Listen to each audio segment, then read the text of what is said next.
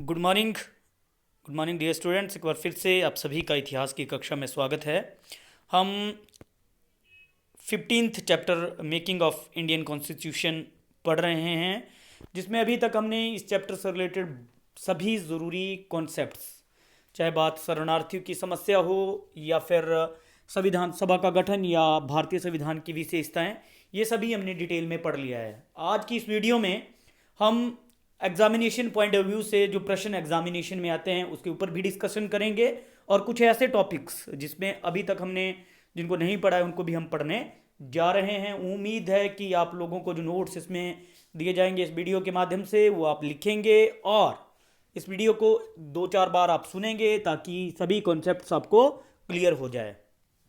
तो स्टार्ट करते हैं। आज का पहला जो टॉपिक रहेगा वो है संविधान। संविधान से क्या अभिप्राय है। इस प्रकार का प्रश्न एग्जामिनेशन में 2 या 3 नंबर में आता है। तो संविधान से अभिप्राय उन नियमों से है जिनके आधार पर सरकार को चलाया जाता है, या संविधान नियमों का ऐसा दस्तावेज है जिसके आधार पर किसी देश का शासन चलाया जाता है। जो सरकारें होती है वो इन नियमों के आधार पर देश को चलाती है, और दस्तावेज ऐसे दस्तावेज कानूनों का ऐसा समूह, ऐसे दस्तावेज, ऐसे डॉक्यूमेंट्स होते हैं जिनके अलावा कोई भी सरकार शासन नहीं कर सकती। मतलब कि अकॉर्डिंग टू जो ये दस्तावेज होते हैं, जो कानूनों का समूह होता है, नियमों का समूह होता है, उसके आधार पर ही शासन चलाया जाता है। तो प्रश्न 2 नंबर में आता है, आपने कर लेना है। नेक्स्ट है, भारतीय संविधान कब लागू हुआ, कब बनकर तैयार हुआ और इसे कब लागू किया गया, इस प्रकार से प्रश्न पूछा जाता है। तो भारतीय संविधान 26 नवंबर 1949 ईस्वी को बनकर तैयार हुआ।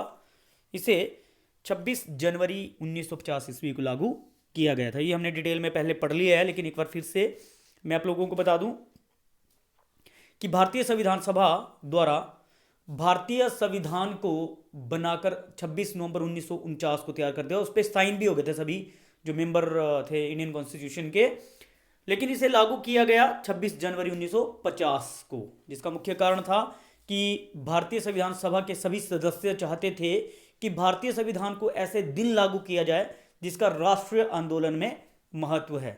अगर आपको ध्यान हो तो हमने पढ़ा था कि 1929 में भारतीय राष्ट्रीय कांग्रेस का लाहौर में अधिवेशन हुआ था पंडित जवाहरलाल नेहरू की अध्यक्षता में। उसमें हमने पढ़ा था कि किस प्रकार से इस अधिवेशन में 26 जनवरी 1930 को भारत में स्वतंत्रता दिवस के रूप में से सेलिब्रेट किया गया था। तो तब से लेकर 1947 तक 26 जनवरी को भारत में स्वतंत्रता दिवस के रूप में सेलिब्रेट करती थी भारतीय राष्ट्रीय कांग्रेस और भारत देश के सभी लोग। तो इसी दिन इसे लागू किया गया, भारतीय संविधान को लागू किया गया 26 जनवरी 1950 को, और इस दिन हम गणतंत्र दिवस के रूप में भी इसे सेलिब्रेट करते हैं। तो प्रश्न 2 नंबर में एग्जामिनेशन में आता है, आप लोगों ने ये कर लेना है। नेक्स्ट है, भारतीय संविधान दुनिया का सबसे लंबा संविधान है, क्यों? कि इतना बड़ा संविधान जिसमें मूल रूप से 395 आर्टिकल्स हैं, लेकिन अब ये आर्टिकल बढ़कर 465 के आसपास हो गए हैं। तो क्यों ऐसा है कि भारत को इतने बड़े संविधान की ज़रूरत क्यों है? तो भारत एक विशाल देश है, हमने पहले भी पढ़ा था, जहाँ विभिन्न जातियों, धर्मों, संस्कृतियों और विभिन्न विचारधाराओं, क्षेत्रफल के आधार पर भी डिस्क्रिमिनेशन है, विविधताएं हैं और डाइवर्सिटी है, सॉरी डिस्क्रिमिनेशन नहीं, डाइवर्सिटी है। तो इस विविधता के कारण सभी भारतीयों को एक झंडे के नीचे लाने के लिए और सभी भारत के लोगों को में एकजुटता और प्रगति के लिए एक लंबे संविधान की आवश्यकता थी, क्योंकि इसमें सभी एरियाज, सभी धर्मों, सभी जातियों, सभी जो क्षेत्र, जो भौगोलिक स्थिति है उसके अनुसार लोगों को सुविधाएं प्रदान की गई है। यही कारण है कि भारत को एक बड़े संविधान की आवश्यकता थी। अगला प्रश्न, भारतीय संविधान सभा का गठन। तो प्रश्न कई बार पूछ लेता है कि भारतीय संविधान सभा के गठन के बारे में आप क्या जानते हैं, कब हुआ, है ना? तो भारतीय संविधान सभा का गठन जुलाई 1946 कर लेना अपने यहाँ पे, 1946 ईस्वी में हुआ था। 47 नहीं होगा बल्कि 46 होगा, ठीक है, 1946। यहाँ पे आप लोगों ने इसको 1946 1946 करना है। जुलाई 1946 ईस्वी में संविधान सभा का गठन हुआ। इसके कुल सदस्यों की संख्या जो 389 थी। 389 सदस्यों में से 93 जो सदस्य थे वो देसी रियासतों के भेजे गए प्रतिनिधि थे। देसी रियासतों के द्वारा भेजे गए प्रतिनिधि थे। और साथ में ही भारतीय राष्ट्रीय कांग्रेस के इसमें 82% सदस्य थे, क्योंकि जो 73 मेंबर्स मुस्लिम लीग के थे उन्होंने भारतीय संविधान सभा में भाग लेने से मना कर दिया, क्योंकि वो अलग राष्ट्र की मांग कर रहे थे। और जब 1947 में 15 अगस्त 1947 ईस्वी को भारत का विभाजन और भारत स्वतंत्र हुआ, तो उस समय जो संविधान सभा के सदस्य थे मुस्लिम लीग के, वो पाकिस्तान चले गए, जिसके कारण 82% जो मेंबर थे भारतीय राष्ट्रीय कांग्रेस के वो इसमें रहे। और इस संविधान सभा ने एक बहुत बड़े और बहुत विस्तृत, बहुत विशाल संविधान की स्थापना की। इस संविधान सभा के जो पहला अधिवेशन हुआ वो 9 दिसंबर 1946 ईस्वी को हुआ था, और डॉक्टर सच्चिदानंद सिन्हा को संविधान सभा का अस्थायी अध्यक्ष चुना गया था। उसका मुख्य कारण ये था क्योंकि डॉक्टर सच्चिदानंद सिन्हा भारतीय राष्ट्रीय कांग्रेस के सबसे बुजुर्ग व्यक्ति थे, संविधान सभा में भी सबसे बुजुर्ग थे। और 11 दिसंबर 1946 ईस्वी को दूसरी जो बैठक हुई या दूसरा जो अधिवेशन हुआ संविधान सभा का, उसमें डॉक्टर राजेंद्र प्रसाद को इसका स्थायी अध्यक्ष चुन लिया गया। 13 दिसंबर 1946 ईस्वी को जवाहरलाल नेहरू ने उद्देश्य प्रस्ताव प्रस्तुत किया संविधान सभा में। और इस संविधान के निर्माण में हमें पता है, सभी जानते हैं कि 2 साल 11 महीने और 18 दिन का समय लगा। 65 लाख के आसपास इसमें खर्च हुआ। तो संविधान सभा में और भी बहुत सारी इसमें समितियां थी, जिसमें ड्राफ्टिंग कमेटी एक बहुत महत्वपूर्ण कमेटी थी, जिसके अध्यक्ष डॉक्टर भीमराव अंबेडकर थे, जिन्हें भारतीय संविधान का पितामह कहा जाता है, फादर ऑफ इंडियन कॉन्स्टिट्यूशन भी कहा जाता है। तो आपने ये कर लेना है। नेक्स्ट है इसमें जो नेक्स्ट प्रश्न एग्जामिनेशन में पूछा जाता है, टॉपिक की हम बात करते हैं, संविधान सभा के प्रमुख सदस्य। वैसे तो हमने बात की थी कि 389 सदस्य थे, फिर 73 उसमें कम हो गया, कुछ और मेंबर छोड़ गए, तो 299 सदस्यों के आसपास सदस्य लास्ट में रहे। जिसमें जो सबसे महत्वपूर्ण सदस्य थे उसमें थे डॉक्टर सच्चिदानंद सिन्हा, जो जो संविधान सभा के प्रथम अस्थायी अध्यक्ष थे, डॉक्टर राजेंद्र प्रसाद, जिन्हें संविधान सभा का अध्यक्ष चुना गया, और भारत के प्रथम राष्ट्रपति भी रहे जवाहरलाल नेहरू जी, भारत के प्रथम प्रधानमंत्री डॉक्टर BR अम्बेडकर, जिन्हें भारतीय संविधान का पितामह, फादर ऑफ इंडियन कॉन्स्टिट्यूशन कहा जाता है, प्रारूप समिति के अध्यक्ष थे, और भारत के संविधान के निर्माण में इन्होंने बहुत ही महत्वपूर्ण भूमिका निभाई थी। KM मुंशी और अलाधी कृष्ण स्वामी अय्यर जो वकील थे और प्रारूप समिति के सदस्य थे, जिन्होंने डॉक्टर भीमराव अंबेडकर को महत्वपूर्ण सहयोग दिया था भारतीय संविधान के ड्राफ्टिंग के लिए। BN राव और SN मुखर्जी ये जो प्रशासनिक सेवाओं में बहुत महत्वपूर्ण सदस्य थे, और इनका भी बहुत महत्वपूर्ण योगदान रहा है भारतीय संविधान के निर्माण में। अगला प्रश्न जो इसमें आता है, संविधान के उद्देश्य प्रस्ताव के बारे में आप क्या जानते हैं, या संविधान सभा में उद्देश्य प्रस्ताव किसने रखा, कब रखा, ये प्रश्न भी एग्जामिनेशन में पूछा जाता है। हालांकि हमने इस पर डिस्कस कर लिया, लेकिन एक बार फिर से आप लोगों ने डिस्कस करना है, देखना ध्यान से। संविधान से अभिप्राय उन नियमों से, ये हमने कर लिया है, इसको आपने देख लेना, लिखना होगा तो लिख लेना। वैसे ये ऐसे ही मैंने लिख दिया है इसमें। और जबकि जवाहरलाल नेहरू ने इस उद्देश्य प्रस्ताव को 13 दिसंबर 1946 ईस्वी को संविधान सभा में प्रस्तुत किया था।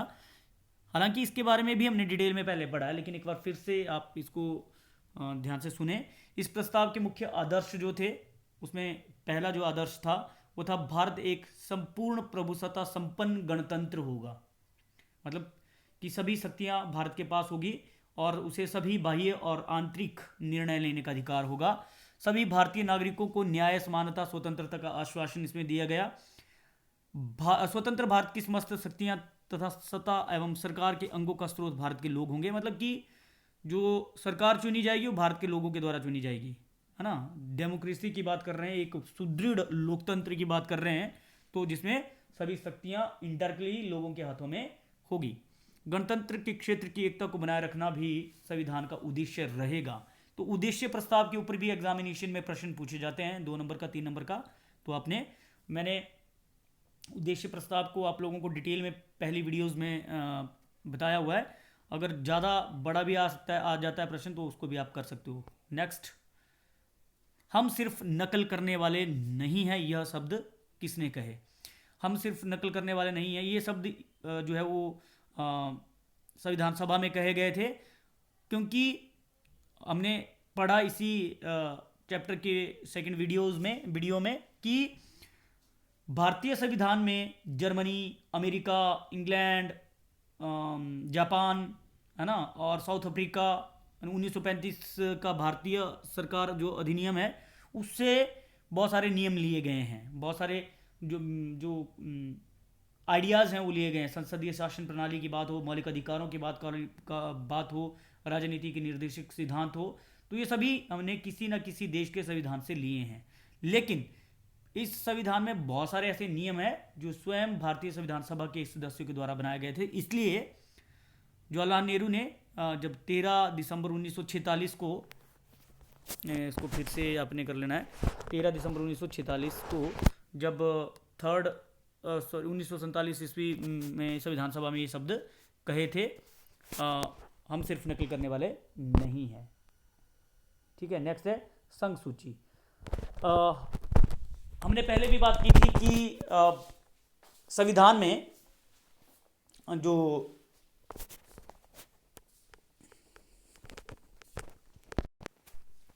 लेकिन उससे पहले एक बार फिर से हम ठीक कर लेते हैं। 1946, 13 दिसंबर 1946 को आप लोगों ने कर लेना है। को डाउट लग रहा था 1946, डाउट नहीं लग रहा था, मतलब मैंने बोला 1946 था पहले, लेकिन इसको ठीक नहीं किया, तो आपने इसको ठीक कर लेना है क्योंकि बहुत ज़रूरी है। डेट्स, इतिहास में डेट्स की बहुत सारी इंपॉर्टेंस है। अगर आप 1947 लिखेंगे तो 2 नंबर का प्रश्न है, आपको 1 ही नंबर मिलेगा, 1 नंबर आपका कट जाएगा, इसलिए डेट्स का ध्यान रखें। 13 दिसंबर 1946 को जब तीसरा अधिवेशन हुआ था, जिसमें जवाहरलाल नेहरू ने उद्देश्य प्रस्ताव भी रखा था, उद्देश्य प्रस्ताव प्रस्तुत किया था भारतीय संविधान सभा के समक्ष, उसमें तो आपने ये कर लेना है सही। हम बात कर रहे थे संघीय सूची की। मैंने बताया कि शक्तियों का बंटवारा किया गया, 3 प्रकार की सूचियां बनी, संघ सूची और राज्य सूची और समवर्ती सूची। संघ सूची की बात करें तो उसमें कानून बनाने का अधिकार केवल केंद्र सरकार को है। इसमें राष्ट्रीय महत्व के विषय रहेंगे, जिसमें 97 विषय टोटल है। इसमें विदेश, सुरक्षा, राष्ट्रीय सुरक्षा, मुद्रा और संचार मुख्य विषय थे। नेक्स्ट था राज्य सूची।